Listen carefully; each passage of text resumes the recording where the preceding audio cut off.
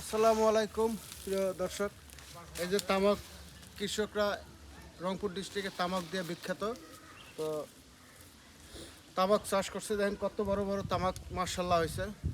আলহামদুলিল্লাহ আলহামদুলিল্লাহ। কিন্তু তামাকের এবার দাম নাই। এখন কৃষকের মাথায় হাত।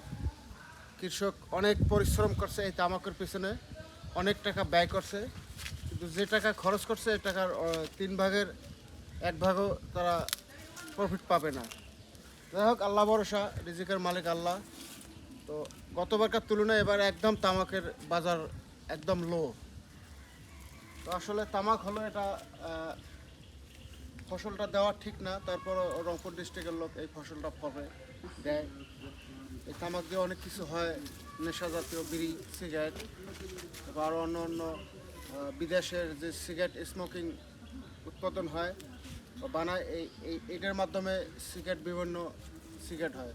তো ধন্যবাদ, ভালো থাকবেন, সুস্থ থাকবেন।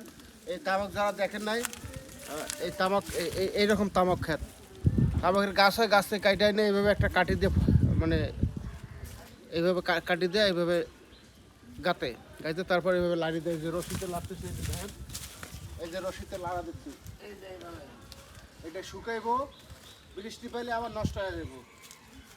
এটা শুকাই একবারে যে ওই রকম হবে, যে এরকম শুকনা। ঠিক আছে, ধন্যবাদ, ভালো থাকবেন, সুস্থ থাকবেন। আসসালামু আলাইকুম রহমতুল্লাহি ওয়া বারাকাতুহু।